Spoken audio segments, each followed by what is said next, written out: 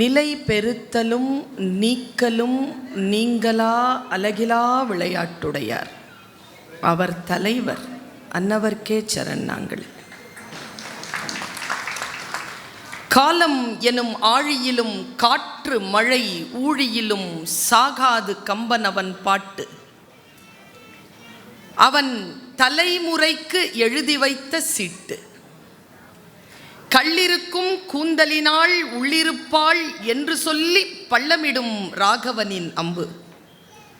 அது பாடலல்ல, உண்மை என்று நம்பு. 10,000 கவிதைகளை முத்தாக அள்ளித்தந்த சத்தான கம்பனுக்கு ஈடு இன்னும் வித்தாகவில்லை என்று பாடு.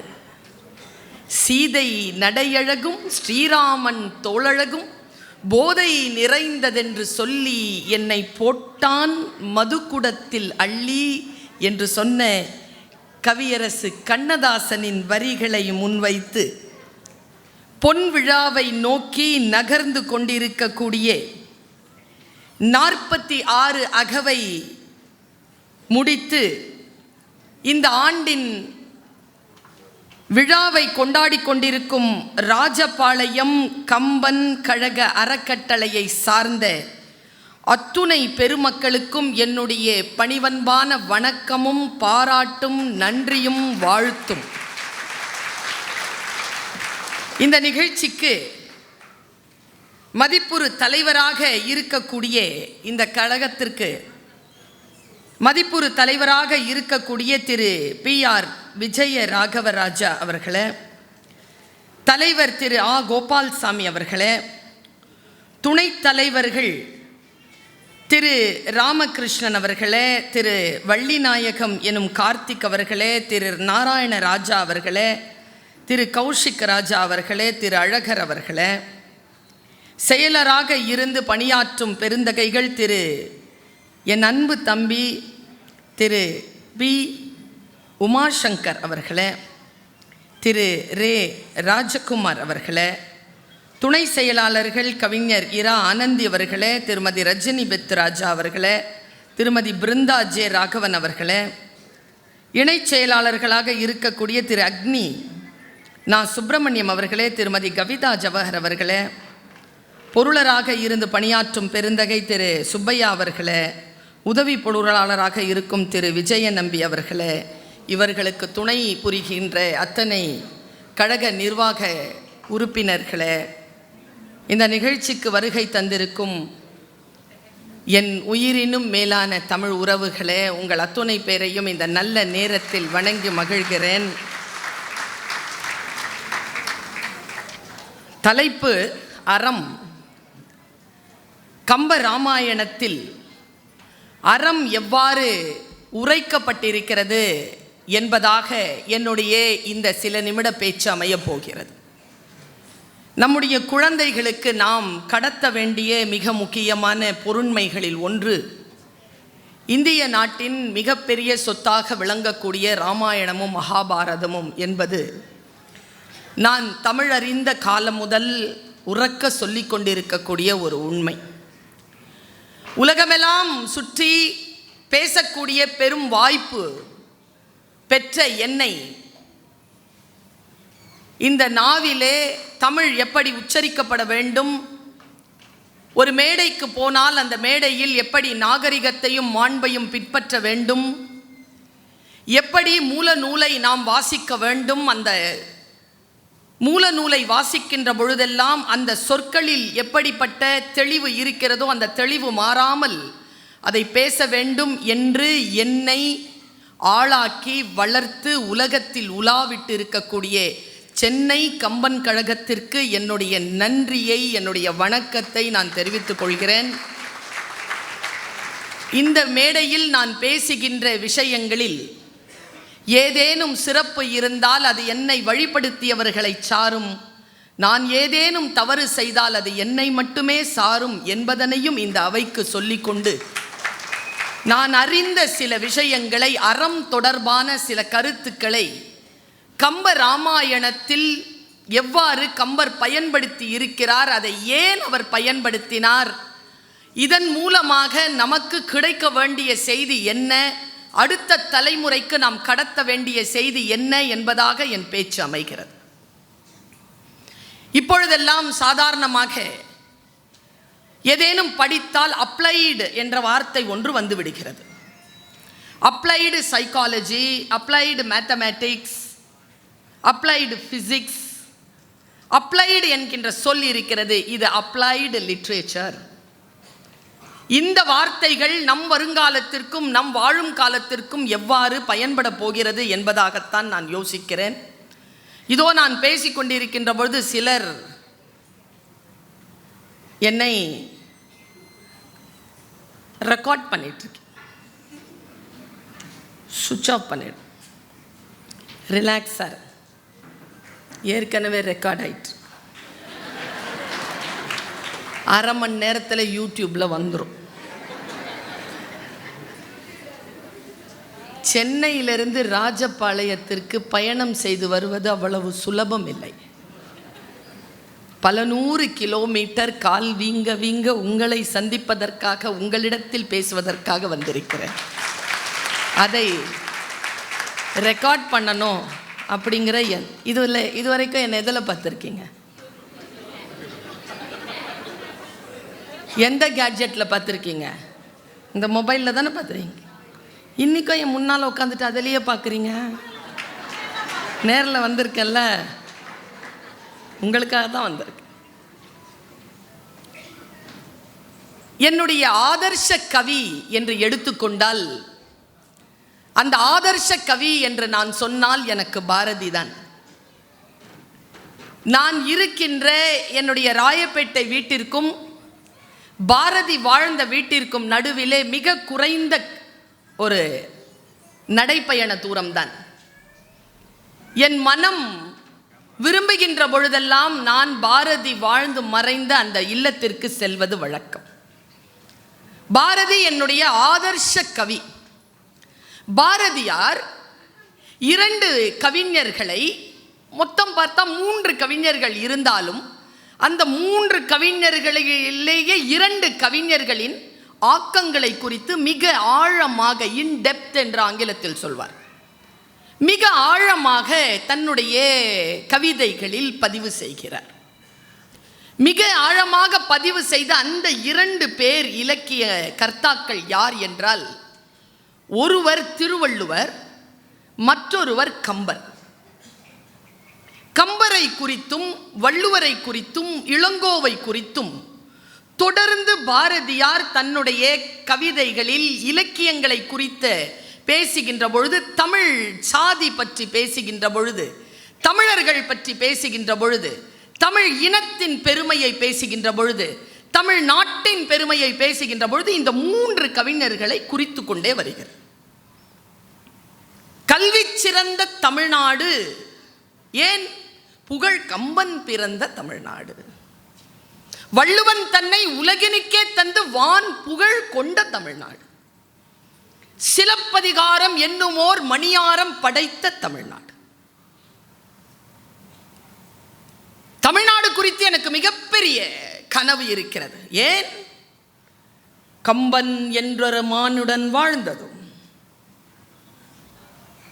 தெய்வ வள்ளுவன் வான் மறை தந்ததும், இளங்கோ சிலம்பிசைத்ததும் என்று பேசுகிறார். 3 கவிஞர்களை இவன் தூக்கி பிடித்து கொண்டே இருக்கின்ற பொழுது 3 கவிஞர்களிலேயே 2 கவிஞர்களை மிக நுட்பமாக தேர்ந்தெடுத்து திருவள்ளுவரையும் கம்பரையும் அவங்களுடைய இலக்கியத்தை பற்றி இப்படி எழுதுகிறார். எனக்கு ரொம்ப மகிழ்ச்சி. இன்னைக்கு சொல்றேன், நான் ஞாயிற்றுக்கிழமை காலை எவ்வளவோ பணிகள் இருக்கும். சாயந்தரம் ஆனால் கூட ரிலாக்ஸாக வந்து உட்காருவீங்க. காலை நேரத்தில் கம்பராமாயணை கேட்பதற்காக ஆயிரக்கணக்கில் மக்கள் கூடியிருக்கிறார்கள் என்றால் ராஜபாளையத்தில் மட்டும்தான் அது நிகழ்ந்திருக்கிறது. நான் வியந்து பார்க்கிறேன் இந்த மக்களை, வியந்து பார்க்கிறேன் இந்த மக்களை. தன் குழந்தைகளை அழைத்து வந்திருக்கிறீர்கள். நான் கூட சொன்னேன், இந்த குழந்தைகளுக்கு பரிசு கொடுத்து அனுப்பிச்சிருங்கய்யா, அவர்கள் தன் குழந்தைகளுக்காக இங்கே உட்கார்ந்துருக்காங்கன்னு தலைவர்கிட்ட சொன்னார். தலைவர் கோபால்சாமி சார் சொன்னார், அம்மா நீங்கள் எங்களுடைய பெற்றோர்கள் அவ்வளோ சாதாரணமாக நினைக்காதீங்க, பரிசு வாங்கினாலும் அந்த பரிசுகளை கையில் கொடுத்துவிட்டு அந்த குழந்தைகளை உட்கார வைத்து ராமாயணத்தை கேட்க செய்யக்கூடிய பெற்றோர்கள் தான் இங்கே வந்திருக்கிறார்கள் என்று அவர் என்னிடத்தில் சொன்னார். ராமாயணம் கேட்க வந்திருக்கிறோம். ராமாயணம் ஏன் தேவை?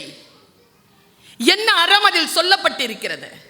கம்பர் சொல்லுகிறார், திருவள்ளுவரிடமிருந்தும் சீவக சிந்தாமணியிடமிருந்தும் நான் சில விஷயங்களை என் கதையை சொல்வதற்காக நடையில் நின்றுயர் நாயகன் தோற்றத்து இடை நிகழ்ந்த தோமறு மாக்கதையை சொல்வதற்காக நான் எடுத்துக்கொண்டேன் என்கிறார்.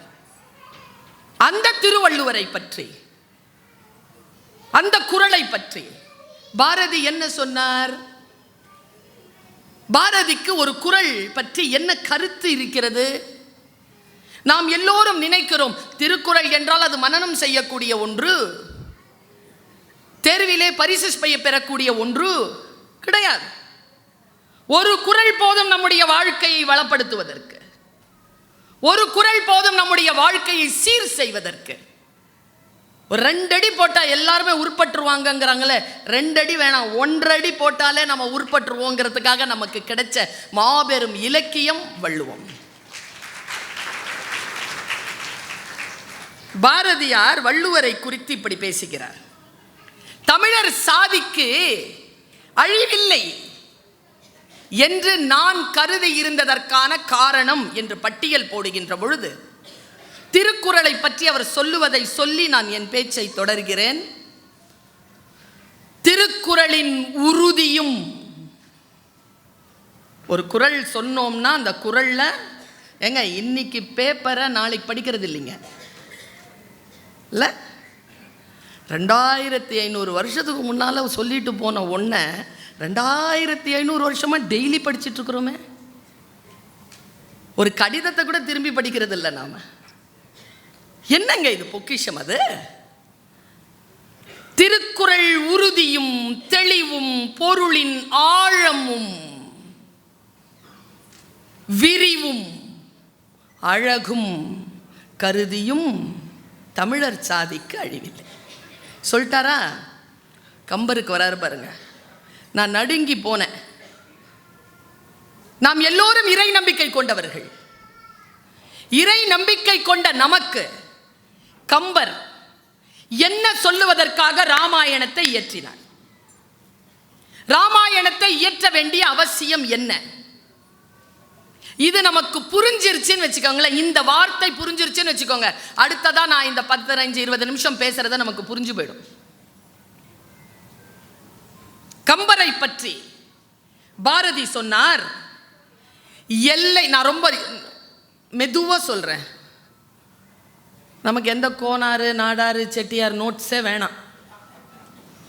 அதை படிச்சு தானே ஏன் வந்தோம் நாமெல்லாம்? வேணாம், நூலை எடுத்து படிப்போம் பாருங்க. எல்லை ஒன்று இன்மை என்னும் பொருள் அதனை கம்பன் தன் குறிகளால் காட்டிட முயலும் முயற்சி கருதியும். சொல்லல, முயன்றான். முயன்றான் அல்ல, முயல்வதற்கு முயன்றான். இவ்வளவுதான். ஐன்ஸ்டீன் சொல்லுகிறான், அவன் ஒரு பிசிக்ஸ் ஞானி. கர்ப்பத்தில் இருக்கின்ற குழந்தைக்கு எப்படி மலையும் ஆறும் மழையும் கடலும் கிணறும் மரங்களும் தெரியாதோ அப்படி மனிதனுக்கு கடவுள் தெரியாது என்கிறான். அந்த கடவுளை, அந்த இறை பொருளை, அந்த பரம்பொருளை நமக்கு விளக்குவதற்காக இதுதான்ப்பா சாமி, இதுதான்ப்பா வாழ்க்கை, இதுதான்ப்பா வாழ்வின் ரகசியம் என்று நமக்கு சொல்லுவதற்காக கம்பன் முயன்ற முயற்சியின் பலன் கம்பராமாயணம். இதில் நான் சில விஷயங்களை தேடுகிறேன். அறம் என்று எனக்கு தலைப்பு கொடுத்திருக்கிறார்கள். நான் மொழி ஆசிரியை. தமிழை நான் இலக்கியம் படிக்கவில்லை. முதுகலை நான் மொழி படித்தேன். தமிழ் மொழி சிறப்பு. என்னுடைய முதுகலை சென்னை பல்கலைக்கழகத்தின் மொழித்துறையிலிருந்து பெறப்பட்டது. நான் அங்கே 2 ஆண்டுகள் தொடர்ந்து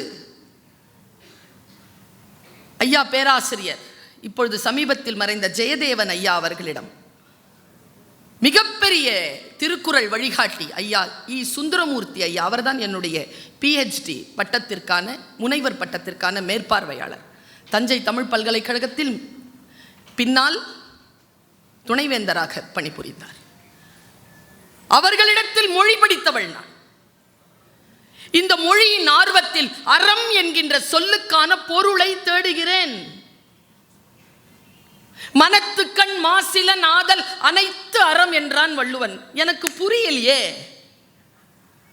அறம் என்கின்ற சொல்லுக்கு மனதில மாசு இல்லாம இரு என்கிறானே வள்ளுவன், அவ்வளவுதான் அறமா என்றால் இல்லை. அறம் நிகழ்கிறது. அறம் இதோ இங்கே நிகழ்ந்து கொண்டிருக்கிறது.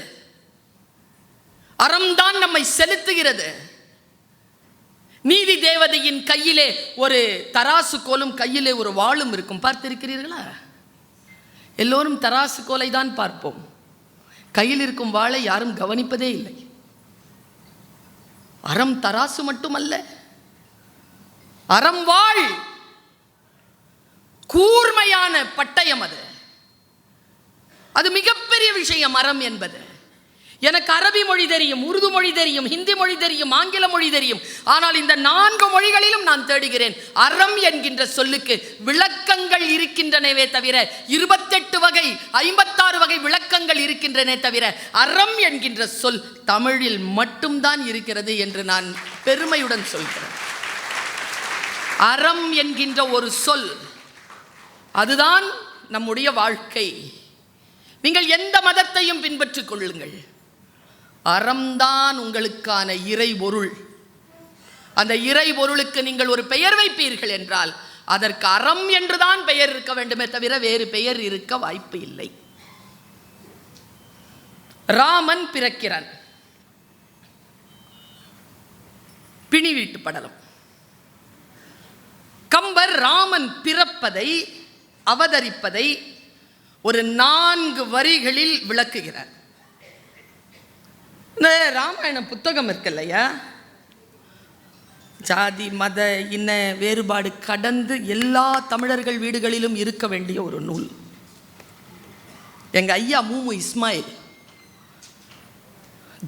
ஜஸ்டிஸ், அவர் எழுதுகிறார் வாக்குமூலத்தில், நான் ஏதேனும் மனக்குழப்பத்தில் யாருக்கு தீர்ப்பு தர வேண்டும், எப்படி நீதி செலுத்த வேண்டும் என்று என் மனம் குழம்புகின்ற நேரத்தில் நான் கம்பராமாயணத்தை எடுத்து உட்கார்ந்து வாசிக்கிறேன், எனக்கு நீதிக்கான தெளிவு கிடைக்கிறது.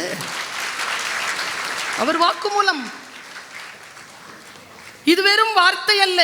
கீழே ஒரு சொல் கிடந்தால், கீழே ஒரு கயிறு கிடந்தால், கீழே ஒரு சோறு கிடந்தால் அது வெறும் சோறு, வெறும் சொல், வெறும் கருத்து, மந்திரம். அந்த சொல் மந்திரமாகணும்னா கருத்து ஏற்றணும். சாப்பாடு பிரசாதமாகணும்னா கருத்து ஏற்றணும். கயிறு தாலியாவோ கங்கணமாவோ மாறணும்னா கருத்து ஏற்றணும். கருத்து ஏற்றினால்தான், கருத்து ஏற்றப்பட்ட நமக்கான அறநூல் கம்பராமாயணம். ராமர் பிறக்கிறார். ராமர் பிறப்பதை கம்பர் இப்படி சொல்லுகிறார், அறம் தலை நிறுத்தி. இதான் ஸ்டேட்மெண்ட். அறம் தலை நிறுத்தி அருள் சுரந்து அறைந்த நீதி திறம் தெரிந்து உலகம் பூண செந்நெறி செலுத்தி. நீங்க வரிசைய பாருங்களேன். ராமன் காந்தியடிகள் இறக்கும் பொழுது ஹே ராம் சொல்லிதான் இறந்தார். ராமன் ஏன் இந்த நாட்டிற்கான மிகப்பெரிய அடையாளம். என்ன செஞ்சார் அவர்? யார் அவர்? பிறக்கும் பொழுதே அந்த காவியத்தை எழுதிய கர்த்தா இதற்காகத்தான் இவன் பிறந்தான் எழுதினார்ல, அந்த பட்டியலை படிக்கட்டும் நம்ம தலைமுறை. அப்புறமா தெரிஞ்சுக்கலாம். மற்ற அன்னையும் பிதாவும் முன்னறி தெய்வம், முன் அறி தெய்வம். பிறகு அறிந்து கொள்ள வேண்டிய தெய்வங்கள் குருவும் உண்மையான கடவுளும். முன்னால் அறிந்து கொள்ள வேண்டிய தெய்வங்கள் இவங்க 2 பேர். முன் அறி தெய்வம். நீங்க ராமன் ஏன் பிறந்தார்? அவர் அவதாரம் எதற்கு நிகழ்ந்தது பாருங்க. அறம் தலை நிறுத்தி அருள் சுரந்து அறைந்த நீதி திறம் தெரிந்து உலகம் பூண செந்நெறி செலுத்தி தீயோர் இறந்து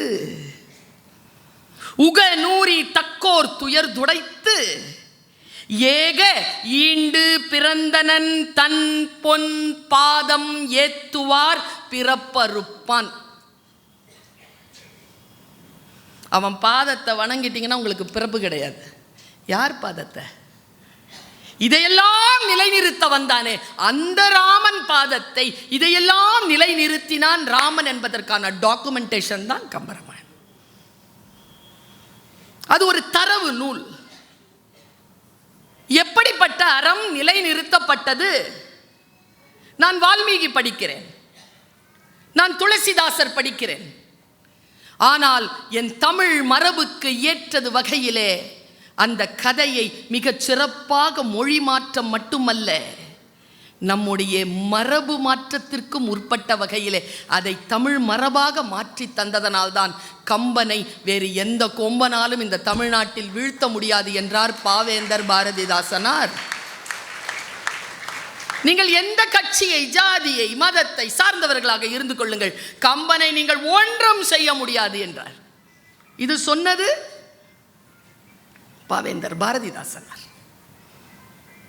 இந்த காரியங்களுக்காகத்தான் நான் பிறந்தேன் என்கிறார்.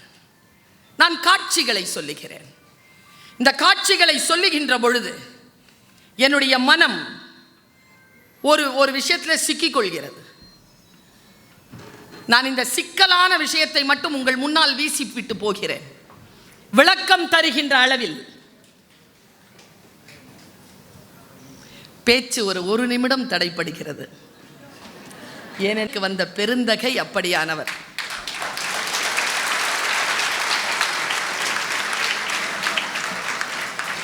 நான் உங்களிடத்தில் பேசிக்கொண்டிருந்த அந்த செய்தியோட மனதை அங்கேயே நிறுத்துங்கள். நான் ஒரு செய்தியை மட்டும் சொல்லிட்டு அங்கிருந்து நான் நூல் பிடிக்கிறேன். நீங்கள் மனதை கவனத்தோடு என் பேச்சிலே வைத்திருந்திருக்கிறீர்கள். அந்த கவனத்தை அங்கேயே நிறுத்துங்க. காணொளி எடுத்துட்டு இருக்கிற அண்ணன் உட்கார்ந்துடணும். உட்காரு. இங்கே வந்திருக்கக்கூடிய இப்பொழுதைக்கு சென்னையிலே அரசியலே பணிபுரிகின்ற பெருந்தகை, நான் இவரை ஒரு 20 ஆண்டுகளுக்கு முன்னால் பார்த்தேன்.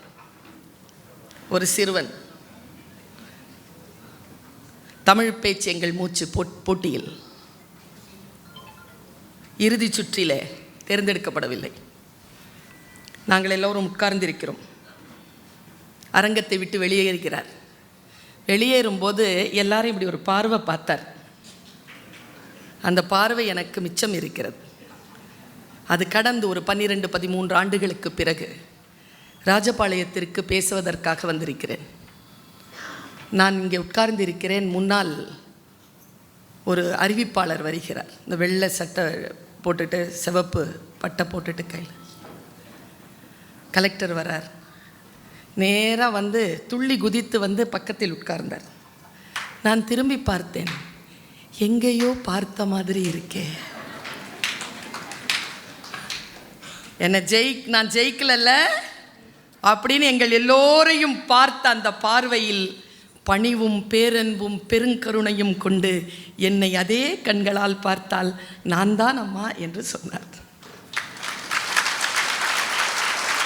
குழந்தைகளுக்கு முன்னுதாரண புருஷர். குழந்தைகளே, நீங்கள் படிக்க வேண்டும், உயர வேண்டும் என்றால் சில பேரை நம்முடைய வாழ்க்கையில் நாம் முன்னுதாரணமாக கொள்ளலாம். அப்படிப்பட்ட ஒரு பெருந்தகை இன்றைக்கு புகழ் ஒடுங்காது என்ற தலைப்பிலே நான் பேசி முடித்ததற்கு பிறகு பேச இருக்கிறார். அவரை நான் கம்பன் கழகம் சார்பாக வருக வருக என வரவேற்கிறேன். அறம் குறித்து பேசுகின்ற பொழுது எனக்கான ஒரு சிறிய மன தடை ஒரு இடத்தில் நிற்கிறது. பெரியவர்களுக்கு முன்னால் நான் அதை வீசி செல்கிறேன். அதில் எனக்கு ஆழ்ந்த விளக்கம் தருவதற்கு இன்னும் நான் வளர வேண்டும். பேச்சாளர்களுக்கு எல்லாம் தெரியும் என்று இல்லை. அந்த பணிவு இருந்தால் மட்டும்தான் பேச்சாளர் மற்றவர்களோடு புகழ் புரிந்த பேச்சாளராக வாழ முடியும் என்பது என் அனுபவம். அந்த பணிவோடு, அதைவிட கீழான பணிவோடு நான் இந்த வார்த்தையை சொல்லுகிறேன். ராமர் பிறந்து விட்டார். அவர் காட்டுக்கு போகணும். காட்டுக்கு போகணும்னா ஏதாவது ஒன்று நடக்கணும். பட்டர்ஃப்ளை எஃபெக்ட் என்று ஆங்கிலத்தில் சொல்வார்கள். ஒரு சிறிய தவறு மிகப்பெரிய மாற்றத்தை ஏற்படுத்தும். அந்த பட்டர்ஃப்ளை எஃபெக்ட் வந்தால் தான் ராமர் காட்டுக்கு போக முடியும். அவ்வளவு சீக்கிரமா அங்கே ராமருக்கு எதிராக சொல்லுவதற்கு ஆட்சி அதிகாரம் பெற்றவர்கள் யாரும் இல்லை. பேரன்பு பெற்றவர்கள் தான் இருக்கிறார்கள். மாற்ற முடியும் என்றால் அது கைகேயியால் மட்டும்தான் மாற்ற முடியும். கைகேயின் மனதை மாற்றுகிறாள் கூனி. கைகேயி மனம் மாறுகிறது. இது எல்லோருக்கும் தெரிந்த செய்தி. நான் பாட்டை யோசிக்கிறேன். இந்த சொல்லில் எனக்கு நிரம்ப காலமாக இந்த வயது வரைக்கும் புரியாத ஒரு விஷயம் இருக்கிறது. பிளைண்ட் ஸ்பாட் என்று நான் அதற்கு பெயர் வைத்திருக்கிறேன். குருட்டு புள்ளி, இருட்டு புள்ளி, என்ன என்றே தெரிய முடியாத ஒரு புள்ளி. ஒரு பொருள் அங்கதான் இருக்கும், ஆனா அங்க இருக்குன்னு நமக்கு தெரியாது. அங்கதான் இருக்கும், ஆனா தெரியாது, ஏதோ ஒன்று மறைத்து இருக்கும். அந்த மாதிரியான ஒரு விஷயம் கைகேயின் மனசை மாத்துச்சுங்கிறார் கம்பர். பாருங்க, கைகேயின் மனம் திரிவதற்கு காரணங்களை அடுக்குகின்ற பொழுது கம்பர் சொன்ன 2 சொற்கள் அரக்கர் செய் பாவமும் அல்லவர் இயற்றிய அறமும். நான் இங்க சிக்கிறேன். அறம் தானே, யார் செய்தாலும் அது அறம் தானே. அறம் தலை காக்கும் இல்லையா? இல்ல, யார் செஞ்சாலும் அறம் தலை காக்காது. அதை பாவம் செய்தவர்கள் செய்தார்கள் வச்சுக்கங்க, அதை அழிக்கிறதுக்கு அவதாரம் ஒன்று வரும். இது ரொம்ப சூட்சுமமான ஒரு விஷயம். இது எல்லாம் பாவமும் பண்ணிட்டு நிறைய பேர் நல்ல காரியம் பண்ணுவாங்க, பார்த்துருக்கீங்களா? அந்த லிஸ்ட்ல இருக்கிறவன்லாம் அழியணுங்கிறதுனால தான் ராமர் பிறந்தாராம். அரக்கர் செய் பாவம் அல்லவர் இயற்றிய அறமும் துறக்க நல் அருள் துறந்தனள் தூமொழி மடமான். இது கம்பன் வாக்கு. நல்லா தெரிஞ்சுக்கோங்க. அறம் என்பது நான் சொன்னேன் இல்லையா, தராசும் இருக்கும் வாளும் இருக்கும். ஆனால் அந்த அறத்திற்கு மட்டும் கண்கள் கட்டப்பட்டிருக்காது. அது கண்களை திறந்து பார்த்து கொண்டிருக்கும். அதனுடைய தராசிலே எதுவும் உயர்வு தாழ்வு வருவதற்கு வாய்ப்பே இல்லை என்பதுதான் அறம் என்பதற்கான விளக்கம் என்கிறார் கம்பர். நான் ஒரு காட்சிகளை சொல்லுகிறேன் உங்களுக்கு. கம்ப ராமாயணத்தில் அறம் நிற்கின்ற காட்சிகள். நாம எல்லாருமே டக்குன்னு ஒரு வசதியா ஒரு வார்த்தை வச்சிருக்கோம், கடவுள். நான் கடவுளுக்கு ரொம்ப பயந்தவர். அதையே நீ சொல்ற? பயந்திருந்தா அதை செஞ்சிருப்பியா? செய்வியா? கடவுள்ங்கிறது ஒரு ட்ரம்ப் கார்டு. நான் ரொம்ப பக்திமான். அப்புறம் பக்திமானாக இருந்தால் அறம் சார்ந்து வாழ்கிறாயா? அறம் சார்ந்து வாழ்ந்தால்தான் நீ இல்லறத்தில் இருக்க முடியும். அறம் சார்ந்து வாழ்ந்தால்தான் நீ துறவத்திலும் இருக்க முடியும். அதனால் தான் இந்த 2 விஷயங்களுக்கோ அறம்ங்கிற சொல்ல போட்டான் தமிழன். இல் அறம் துறவரம். அறம் சார்ந்து வாழணும். அந்த அறம் என்பது என்ன? ஒன்றும் இல்லை. முதல் போர் புரி படலம். அவர் ஒரு செகண்ட் இயர் பாய் தான் ராமர். அந்த வயசு எவ்வளோ வயசு இருக்கும்? ஒரு 18-19 அவ்வளோதாங்க. 20 வயசுக்குள்ளே தான். தேன்யா ஐயா சொல்கிறத பார்த்தா 22 வயசுக்குள்ளே தான் ராமனுக்கு. எப்போ ராவணனை எதிர்த்து போர் புரியும் போது. ராவணனுக்கு என்ன வயசுன்னா சொல்லவே முடியாதபடிக்கு கோடிக்கணக்கான வயசு. அவர் நிற்கிறாரு, இவர் வந்தார், ஒரே அம்பு தான், கட கட கட கடன்னு எல்லாமே விழுந்துருச்சு. ஃபஸ்ட்டு ஓப்பனிங் அடிச்ச உடனே விழுந்த உடனே வெக்கப்பட்டு இப்படி நின்னான். ராவணன் நின்னான். ராவணன் நின்னத கம்பர் எழுதுறார். வான் நகும் மண்ணும் எல்லாம் நகும் மற்றும் நெடுவயிரத்தோளான் தான் நகும் பகைவர் நகுவர் என்று அதற்கு நான் செவ்விதழ் வேல்விழி மிதிலை வந்த ஜானகி நகுவள் என்றே நாணத்தால் சாம்புகிறார். ஏண்டா உன்னை பகைவனா நினச்சி நீ அவனெல்லாம் பார்த்து சிரிச்சியோ, அவன்லாம் சிரிப்பான்னு அதுக்கு வைக்கப்படலை. வானமெல்லாம் சிரிக்கும், அதுக்கு வைக்கப்படலை. இந்த உலகமெல்லாம் சிரிக்குமே, அதுக்கு வைக்கப்படலை. நீ தகாத காமம் வைத்த யாரோ ஒருத்தனுக்கு உரியவள், அவ உன்னை பார்த்து சிரிச்சிருவான்னு வைக்கப்பட்டியா? நான் சொல்லட்டுமா, இன்றைக்கி இந்த அரங்கத்தை விட்டு போகும்போது நினச்சிட்டு போங்க, இது முன்னாலேயே நடந்துருச்சு. நான் சொல்கிறேன், அங்கே செத்தான் ராவணன், அதுக்கப்புறமா எல்லாம் ஹேங் ஓவர் எஃபெக்ட் அங்கே இருக்குது. செத்துட்டான் வாங்க. இன்று போய் போருக்கு நாளை வான்னு சொன்னானா? இங்கே பாருங்க, சின்ன பையன், ஐயா அப்படியே நிறுத்துறேன். அந்த சின்ன பையனோட மனசில் வந்துருச்சு, சொல்லிடணும். என்னையா பிள்ளைங்க வச்சுருக்கீங்க நீங்கள், சூப்பரா ஒரு கடவுள் வாழ்த்து வாசிச்சதே ஒரு பாப்பா, என்னங்க குரல் அது, எங்கிருந்துங்க கொண்டு வந்தது அந்த தெய்வீகத்தை அந்த குழந்தை? உலகம் யாவையும் சொன்ன உடனே என் சர்வமும் ஒடுங்குச்சேங்க. சொல்லட்டுமா, அக்கினி இருக்குல்ல, அதில் குஞ்சு மூப்பு கிடையாது, நெருப்பு தான். நெருப்பு வச்சிருக்கிறீங்க, இனியும் 100 ஆண்டுகள் காணும் இந்த கம்பன் கடகம்.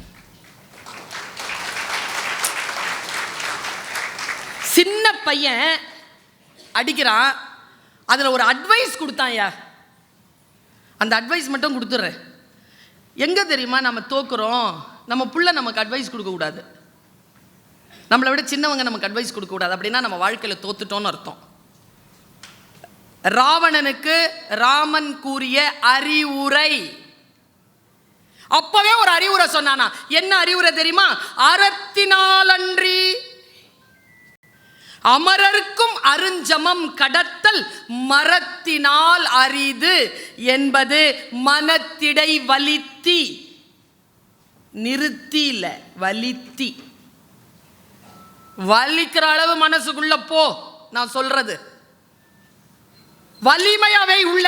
என்ன சொல் தெரியுமா?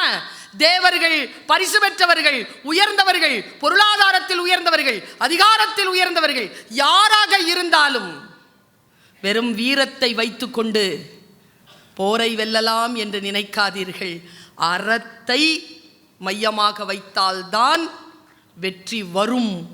இல்லை என்றால் அமரர்க்கும் அருஞ்சமம் கடத்தல் அறத்தினால் அன்றி நிகழாது என்கிறார் ராமர். யாரிடத்தில்?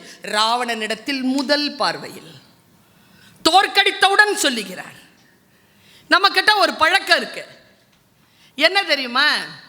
துன்பம் வந்துட்டா கடவுளை அப்படி ஒரு திட்டு. உனக்கு கண் இல்லையா, என் வாழ்க்கை இப்படி நாசமாக்கிட்டே, இனிமேலும் நான் உன்னை வணங்க மாட்டேன். நான் உன்னை கேட்குறேன், ஜெயிக்கிறோமே, அப்போ போய்ட்டு ஒரு தேங்க்ஸ் சொல்கிறோமா? எப்போவது போகிறோமா? எனக்கு இன்னொரு உங்கள் எல்லாருக்கிட்டையும், நான் எங்கள் வீட்டில் இருக்கிற ஆட்களையும் சேர்த்து தான் சொல்கிறேன், ஏதாவது கேட்கணுன்னா மட்டும்தான் கோயிலுக்கு போகிறீங்க, மசூதிக்கு போகிறீங்க, சர்ச்சுக்கு போகிறீங்க, வழிபாட்டுக்கு போகிறீங்களா? என் பிள்ளைக்கு கல்யாணம் ஆகணும் போய் நிற்கிறீங்க, எனக்கு வேலை கிடைக்கணும் போய் நிற்கிறீங்க, என் வீடு கட்டணும் போய் நிற்கிறீங்க. இறைவனுக்கு இறை வேட்கை மட்டும் பிடிக்காது, வழிபாடும் பிடிக்கும். இறைவனை வழிபாடு செய்ய வேண்டும். இறை வேட்கை என்பது தானாகவே நடக்கும். பல நேரங்களில் நமக்கு என்ன கொடுக்கணும்னு அவனுக்கு தெரியாதா? சில டைம்ல கேட்டு தான் வாங்கி வச்சுக்கிறோம். நம்ம கேட்கறதுனால கொடுத்துட்றான் கடவுள். இறைவா, என்னுடைய விருப்பத்தின் இல்லை, உனக்கு நான் அறத்தோடு வாழ்கிறேன் என்று தெரிந்தால் உன்னுடைய விருப்பத்தின்படி எனக்கு நீ தருவாயாகன்னு சொல்லிட்டு அந்த ஆள் தலையில் போட்டுறணும். சில விஷயங்களை குடுனா கொடுத்துருவார். போயிரும். நிலைத்து நிற்க வேண்டும் என்றால் நமக்கான அறம் நான் பல இடங்களில் சொல்லியிருக்கேன் ஐயா. என் பெற்ற தாயை சாட்சியாக வைத்து சொல்லுகிறேன், இறைவனிடத்தில் நான் எதுவும் கேட்பதே இல்லை. பெற்ற தாய் சாட்சி. ஏன் தெரியுமா? ஒவ்வொரு முறை போய் இறைவேட்கைக்கு கை இப்படி தூக்கும் போது மனசில் ஒரு பாட்டு தான் வரும். நாகூர் அனிஃபா வேற பாடி வச்சுட்டார், அதை ராகத்தோடு தான் வரும். இல்லை இல்லை, நீ கொடுத்ததற்கே நன்றி சொல்ல முடியவில்லை, இன்னும் அடுத்தடுத்து கேட்பதற்கு அஞ்சுதே என் உள்ளம். மனம் நிறைந்து இருக்குல்ல, அமைதியா இருக்குல்ல, அறம் நிகழும். பாருங்க, மாயத்துறவி வடிவத்தில் வரான், பஞ்சவடிக்கு வரான் ராவணன். வந்து சீத்தை கிட்ட பேசுறான். சின்ன குழந்தைகள் கேட்கணும். இதெல்லாம் வந்து வெறும் ராமாயணம் இல்லை நான் பேசுவது, நம் வாழ்க்கையிலும் சுற்றி கொண்டுதான் இருக்கிறார். எப்படி ஒருவனை அடையாளம் காண்பது? அவர் வந்து பேசுகிறார், மாயத்துறவி வந்து பேசுகிறார். என்ன பேசுறார் தெரியுமா? யானை கூட்டத்தை ஒரு முயல் சாவடிக்குமா? ஒரு பெரிய நகம் கொண்ட சிங்கத்தை, ஆண் சிங்கத்தை ஒரு மான் வெல்லுமா? அப்படின்னா மனிதர்கள் அரக்கரை கொள்வார்கள்.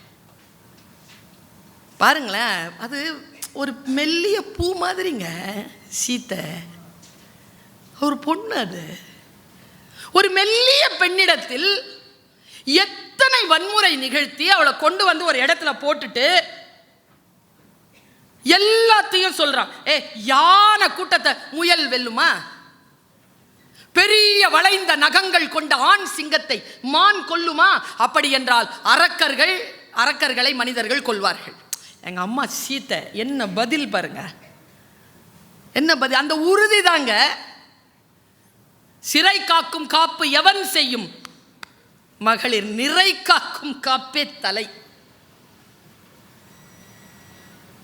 கற்பெனும் திண்மை உண்டாக பெறின் வள்ளுவன். பெருந்தக்க, இந்த உலகத்திலேயே பெண்ணின் பெருந்தக்க யாவுல கற்பெனும் திண்மை உண்டாகும். எவ்வளவு மெல்லிய விஷயம்தான், ஆனா அது ரொம்ப உறுதியா இருக்கணும். நம்ம கிட்ட சீதா கிட்ட இருந்தது. சீதாம்மா பேசுறா. என்ன பேசுனா தெரியுமா? இன்னைக்கு சொல்றியா நீ, நாளை சுண்டி போட்டு சொல்றான்.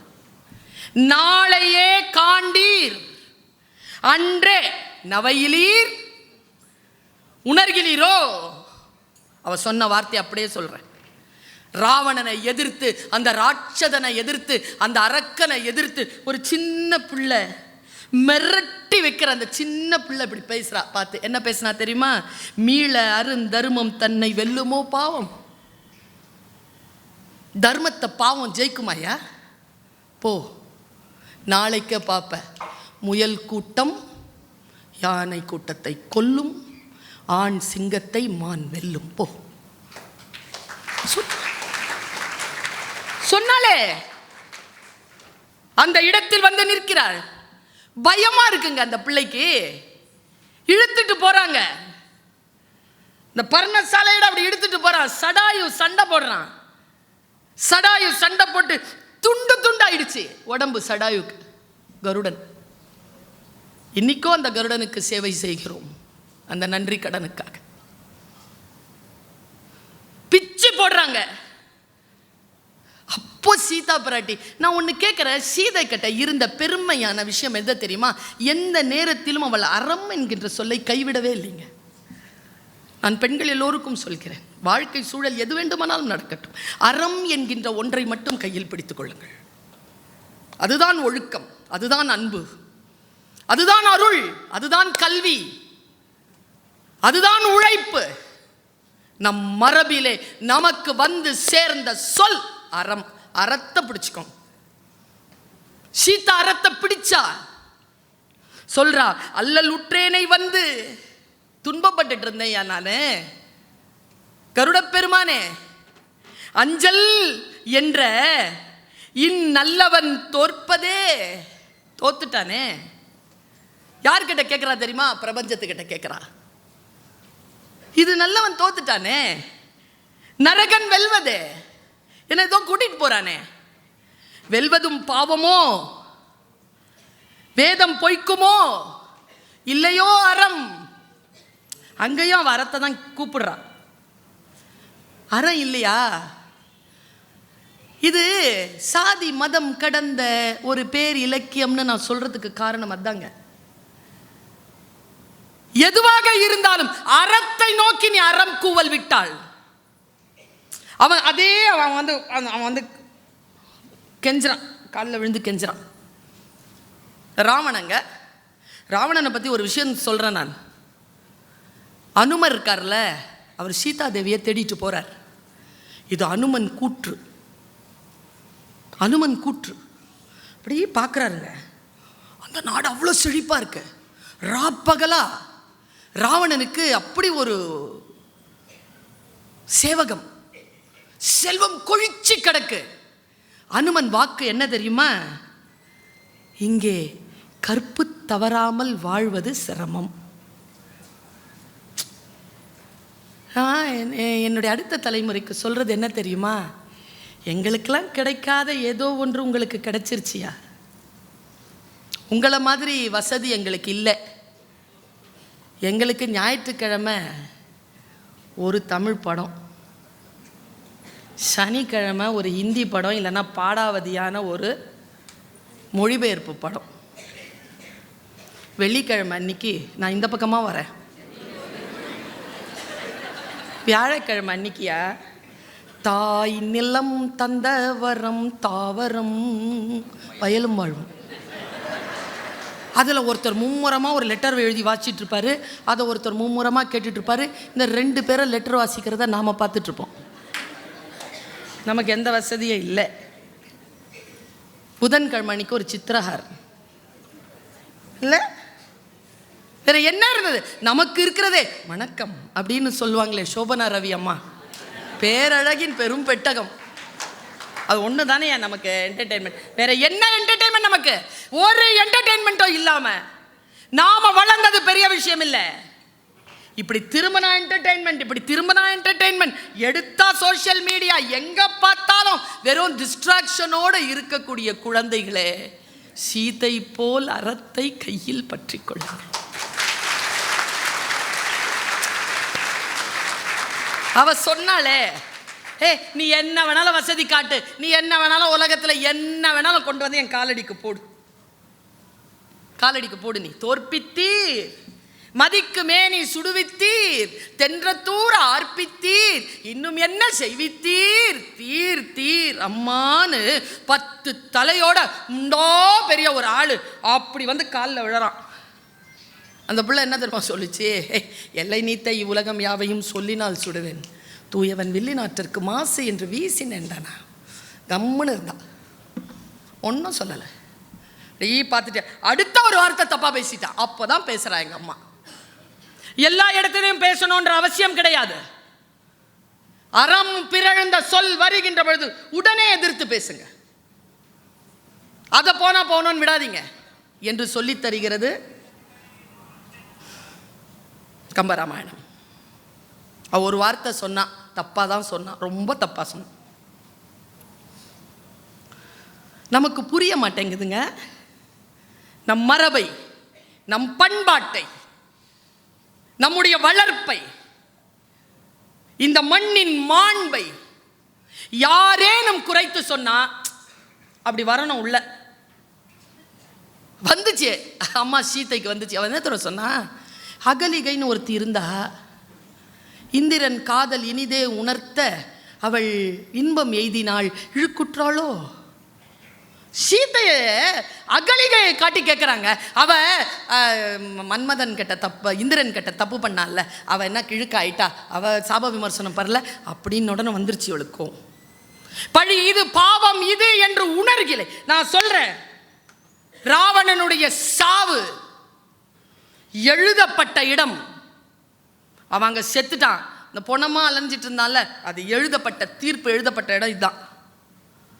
பழி இது, பாவம் இது என்று தன்னை என்ன சொன்னாலும் ஒன்றும் சொல்லலைங்க. அவ என் புருஷன் வருவான், என்னை காப்பாற்றிட்டு போயிடுவான், நானே அழிச்சிருவேண்டா அப்படி நின்றுட்டு இருந்தா. எப்பொழுது நம் மூதாதையருக்கு நம் தாய்க்கு இழுக்கு வந்து விட்டதோ, எகிரி அடிக்கிறார்.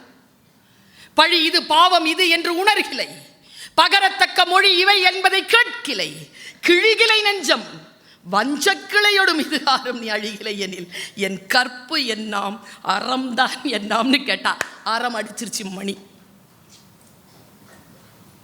சரண். உயர் பதவிகளில் இருக்கக்கூடியவர்கள், டீச்சர்ஸாக இருக்கிறீங்க, அதிகாரிகளாக இருக்கிறீங்க, தகப்பனாக இருக்கிறீங்க, தாய்மார்களாக இருக்கிறீங்க, சரண்னு வந்துட்டா விட்டுறணும்.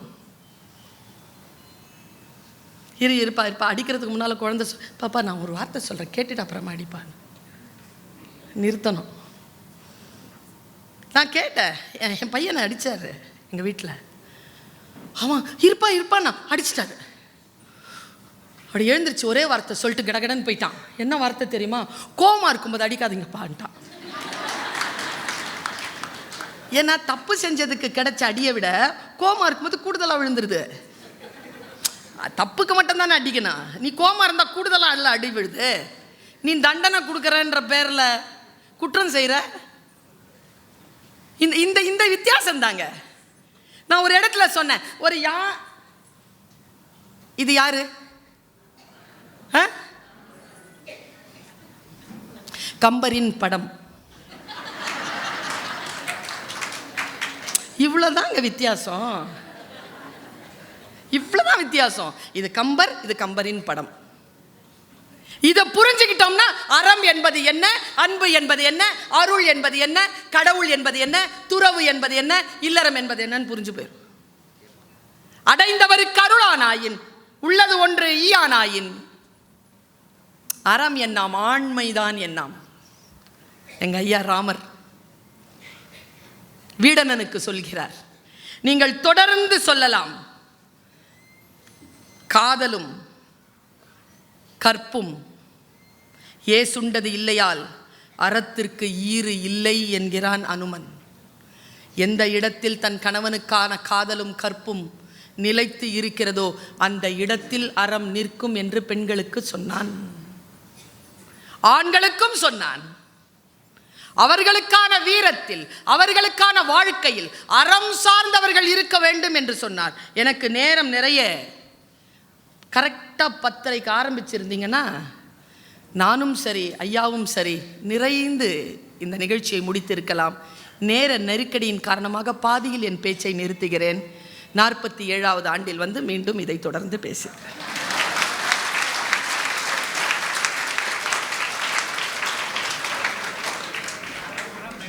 ஒரே ஒரு செய்திதான். ராமாயணத்தில் உலவுகின்ற எல்லா பாத்திரங்களும் ராமன் முதல் கொண்டு சாம்பவன் ஈடாக, தசரதன் முதல் கொண்டு ராவணன் ஈடாக, எத்தனை 1000 பாத்திரங்கள் இருந்தாலும் எடுத்துக்கொள்ளுங்கள், அவர்களெல்லாம் யார் என்றால் அவர்களெல்லாம் நாம் தான். எந்த வாய்ப்பு வந்தாலும் நான் ராவணனாக வெளிப்பட மாட்டேன், ராமனாகத்தான் வெளிப்படுவேன்.